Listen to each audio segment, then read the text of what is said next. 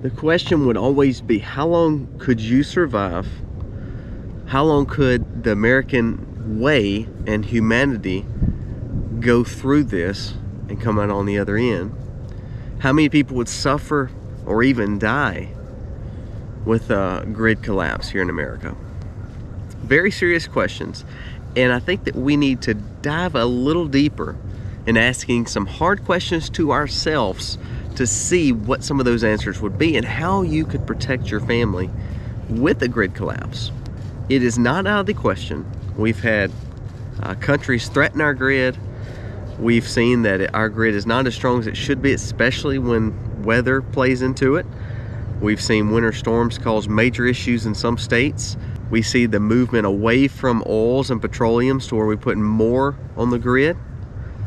It could be very serious. Can you answer these questions and have solutions to these problems for your family? Because that's what it's going to come back to. We can't look to depend on someone else. If the grid collapses, it's all on you. How do you protect yourself and how you can prepare for it? This video is going to be going, hopefully an eye-opener, and hopefully will help us build wisdom, because sometimes I have to ask myself these questions too to say, okay, I need to strengthen this a little bit. So let's jump right into it. This video is going to be a good one, and it starts right now.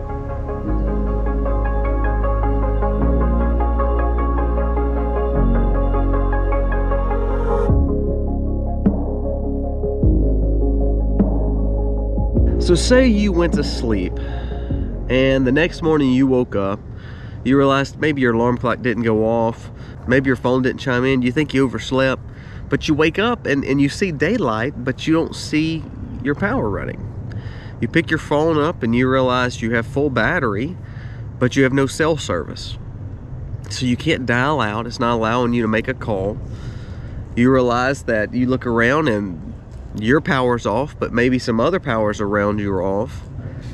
The thought would be, in the rural areas like our areas, we'd say, oh, well, there must be a tree on the line, or there must have been a little storm come through the night. You know, we kind of played off at first thinking, well, someone's probably called it in, my phone's just kind of acting crazy right now, we'll just go about our day. When we first lose power, it becomes one of those things that, yeah, it's inconvenience, but hey, we've done this before, we've had storms before, we've had issues, we may have not paid our bill. There may be issues that we're accustomed to saying, you know what, a day or so without energy, we've been there. A few hours without energy, we've been there. It'll resolve itself. So after a few hours, when you realize you still have no cell phone service, the towers must be down, you realize the power's not on, and then you can't make the call to the utility company. Maybe at this time you've went to a neighbor's home and said, hey, have you heard anything? Are we down because of some issue with our area? Are they repairing something? Maybe you can drive to the courthouse or a local public notice place or a forum where you're trying to find out, hey, really what's going on? So it's about seeking information at first. But then once we find out what that information would be, we're seeing now it's a grid collapse. Now what's the next step? How do we start preparing for a grid collapse? What do we do? So let's ask ourselves some hard questions to then see if we can find some solutions to it, because these questions will make it where you will either be prepared and survive through some of the issues that we're going to be going through, or you're going to have some major hurdles to cross if something like this ever happened. Let's start with some of the easier ones. Say you have medicine and is needing to be cold. Maybe you're on some kind of prescription, or maybe you're on some kind of life-sustaining medicine, and all of a sudden you're needing refrigeration for that medicine to stay good. Do you have the means to keep it cool? Maybe you're on oxygen. Yes, most of those oxygen respirators are on some kind of battery bank that has sustainable life for a while. But say, for instance, you're used to plugging it in after a day or two. Can you suffice? Can you have a way to build more energy for that battery bank to then turn around and give life for you with oxygen? Do you have a way to keep warm? Do you have stored propane? Do you have stored firewood? Can you light a fire? Do you even have access to a fire pit or to a chimney? Do you have a way that you can start a generator? Do you have gasoline put up? Do you have propane put up? Do you have a battery bank such as a solar generator, or a way that you can give energy back to do the necessities? All of a sudden you're in sub-freezing temperatures and you have no propane, you have no fireplace, you have no way to keep warm. Do you have extra blankets? Do you have extra clothing that you can put on? Some of the most vulnerable, our children and our elderly, cold, extreme cold or extreme hot can be very detrimental to our health. So do you have ways to keep warm? So let's jump into water. If you're on rural water or city water, they have generators, they have backup water, but to a point. Now, if we're going deeper into a situation to where it's days without power, maybe we're in a major blackout, major grid collapse, and they can't pump water anymore. Do you have backup water? Is there any way that you can keep your water flowing? Now here's the scary thing. If the water is not flowing, that means the sewage is not flowing. So do you have ways that you can use the restroom? Do you have ways to keep your contaminants down, especially in the city areas where you may have backups of sewage? You don't believe it. Look at Jackson, Mississippi. We had major issues in our capital, our state capital, with water and sewage, where people had nasty water coming out of their sinks, and then all of a sudden backup sewage all around the roads and yards. Now that was just because the city just needed to update some things. But it comes back to the fact that if most people are not thinking and they're still trying to run water or they're still trying to use the restroom, after a while those things would back up.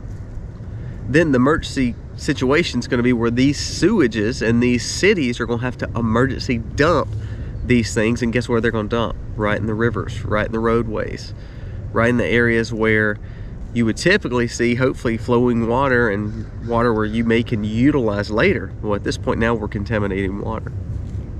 Do you have backup water? Do you have a backup plan? Do you be able to use the restroom? You know, food, we talk about food a lot. Do you have ways to keep your cold stuff cold, kind of like the medicine earlier? Do you have generators to run your fridges? Say for instance you're not worried about the fridges and freezers. Do you have ways to cook your food?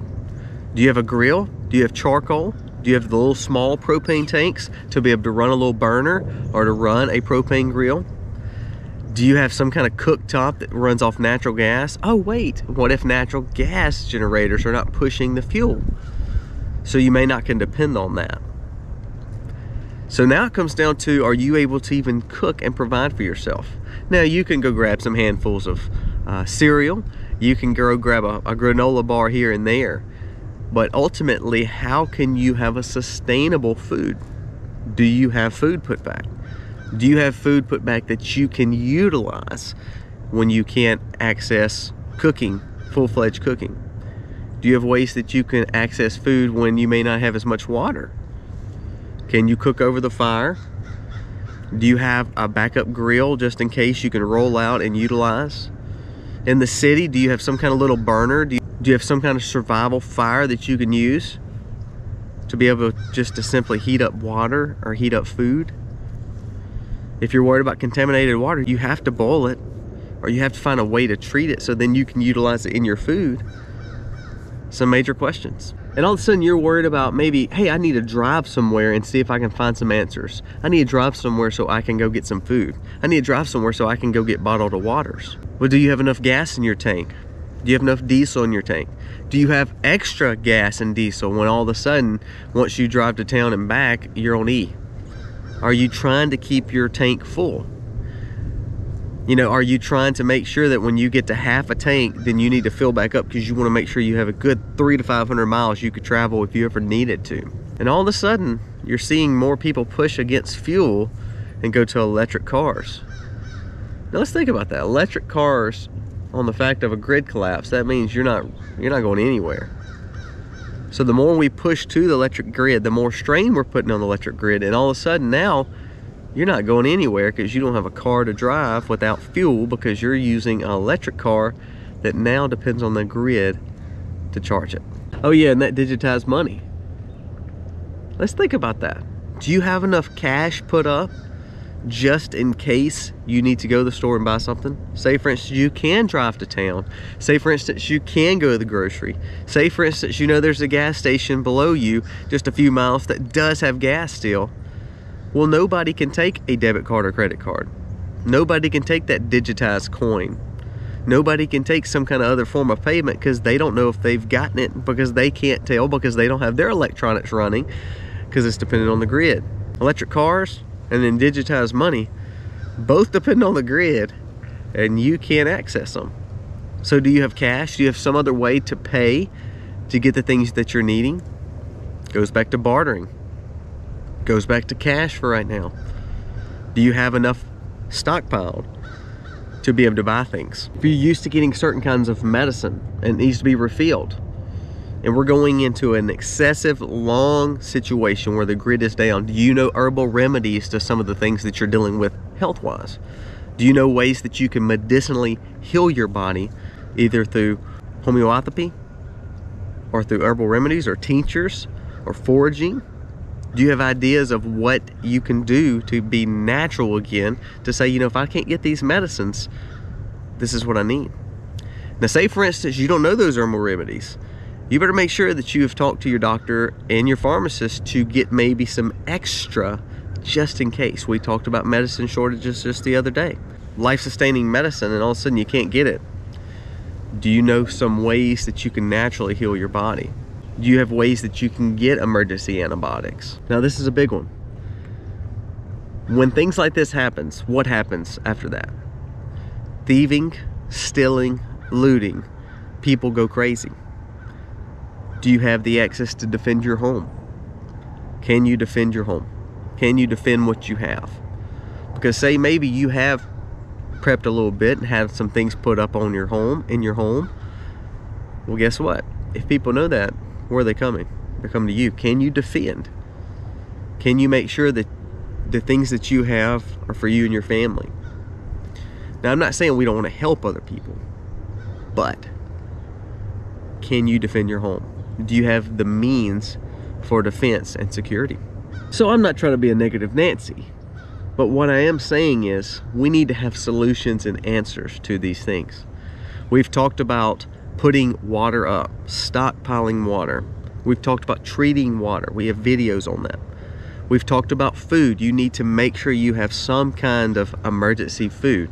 We have a link to My Patriot Supply. We have a link to Legacy Food below.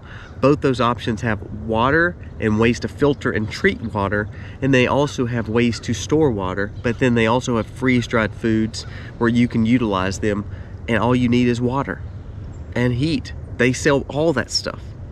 If you can have a chimney, you need to be making sure you have tons of wood to be able to light it. If you have a grill, you need to make sure you have tons of charcoal to run it. You need to have propane. I cannot stress this enough. You need to stockpile propane.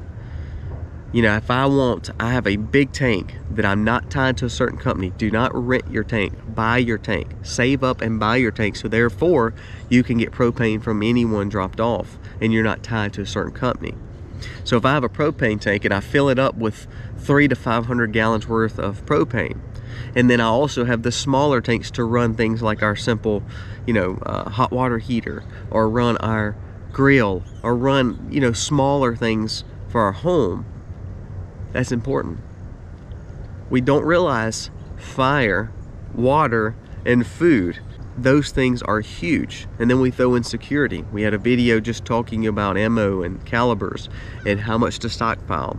We've talked about the importance of growing food and trying to do as much as you can by putting it up, but also making sure you're preserving it without the grid and keeping it safe. So yes, we have freezers and we have propane generators and we have a solar generator to run those, which are key. You need to invest in a solar generator or a battery bank with a solar power option, or a propane generator, or all the above. Start saving up for that, because we don't realize as important it is to be able to run our freezers, or to run a small little stove or a little oven to be able to heat food up or to boil water.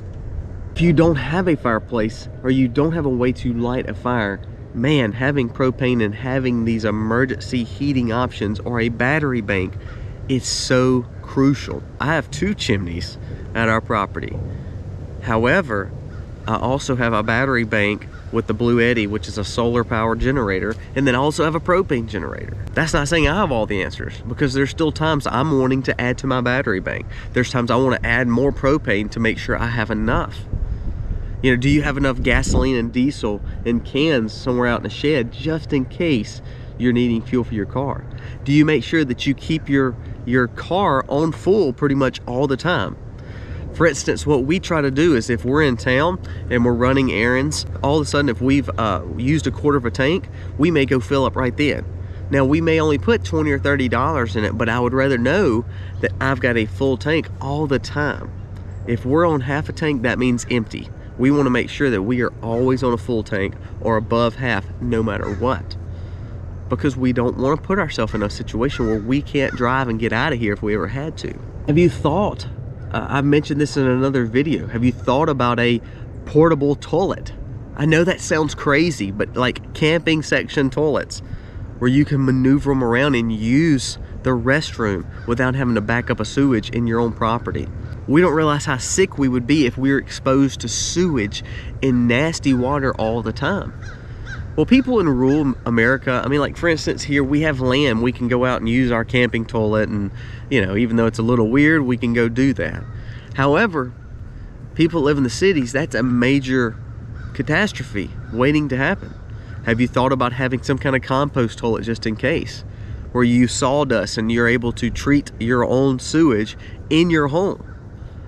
I know it sounds gross and nasty, but when it comes down to it, it's either going to be using Walmart bags or either figuring out what to do. Some major thoughts. So we've talked about some questions and the problems from those questions. Now it comes back to, are you finding the solutions to a lot of these? And so I think about my well, and yes, I have a hand pump well, so I can get water all the time. I have a creek and pond, so then I can boil water. But then I contemplate, well, what if all of a sudden my water gets tainted? What if all of a sudden my well runs dry?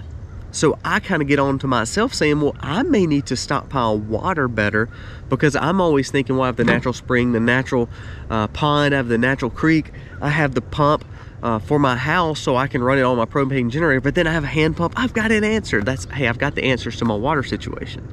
Well, not necessarily. If we have a major catastrophe and all of a sudden our water is starting to get tainted, and it can happen because sewage, like I said, needs to be dumped somewhere eventually, are we worried about our water getting tainted? So now I'm thinking about other ways that store water better. Maybe through rainwater catchment and filtration. Maybe through Legacy Food, where I buy monster tanks and put in my home. We're thinking of upping our propane tank from a 300 gallon to a 500 gallon. Now we have a lot of smaller tanks too. So when you add it up, we have about 500 gallons. But I'm thinking about taking our 300 gallon and making a 500 gallon and then still buying the smaller tanks. I'm thinking about adding to our battery operated Blue Eddy. I have one big battery, the B300S. We've done a video on it. However, that's only sustainable for a certain amount of time. And if we talked about having a winter situation, the winter storm knocks the grid out, or we're in winter, that solar generator is not going to be able to rebuild that energy back as quick as I may have liked it. So if I have more battery bank and I store more energy in those batteries without having to worry about the sun being always out, that's a thought.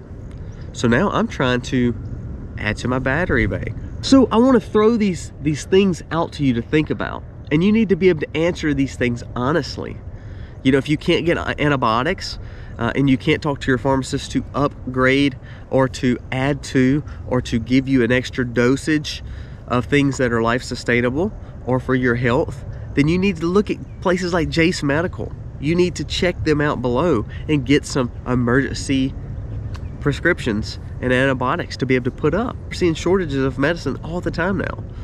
You need to learn how to forage and find herbal remedies. You need to be growing herbs, finding ways to forage some of the things in the woods that could help our bodies naturally.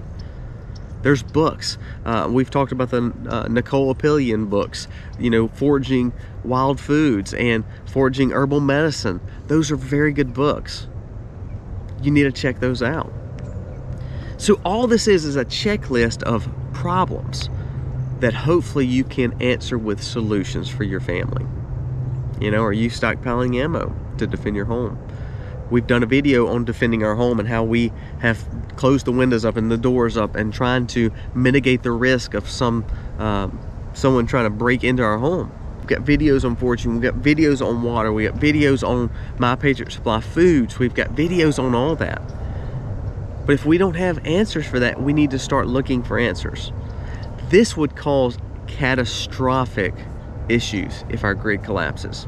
Now, we've seen in hurricane areas, we've seen with winter storms like in Texas a few years back, where people almost lose their mind. They get so flabbergasted, I guess you could say, because they get in a panic. We see this go for a long period of time. It will look very different for a long time in America. The Depression was hard on people. However, there's a lot of people that were used to still living on farm, or at least have some kind of form of raising food. We're not there anymore. We're so dependent on energy and electricity. I think of Amish. Amish do it right, and they know how to live without a lot of these things and a lot of these amenities that we've gotten used to. Could you do that? Could you raise your own food? Could you go without electricity? Could you go without running water? Those things are very important to ask yourself. So, not trying to be a Debbie Downer, not trying to be a negative Nancy. I'm trying to get you to understand there's some major problems that would happen if a grid collapses, and you need to have solutions to those things. So think about the solutions, think about answering. If you can't answer some of these questions, then that's the ones you need to work on the most, and to build a preparedness against it to take care of your family. Guys, hope this video helps. Hopefully it's just eye-opening. It makes me think about all the things that we've done and how we can always get better and build a better situation if a grid collapses, because it could be major. No communications, not knowing what's coming is huge, and knowing I've got to take care of our family, maybe on our own, is huge. Start preparing and understanding that is a risk. We've had countries push against it. We see wars like Russia, who is destroying Ukraine's grid. I hate it for those people, but they're seeing some major ramifications of not having that. We're seeing countries like Germany and some of the Eastern European countries struggling with energy because of the wars and not having fuel. We saw in Texas with some of the grid issues back on a winter storm a few years back. We hear California put energy pushes for cars and all of these things, and all of a sudden, because of the droughts and the famines and not having a lot of water, we've seen California now say, hey, don't use the grid so much. We see Colorado having different kind of thermostats to adjust your energy, so therefore they can control the grid a little bit more. It's real. Things like this can happen, and you need to be prepared.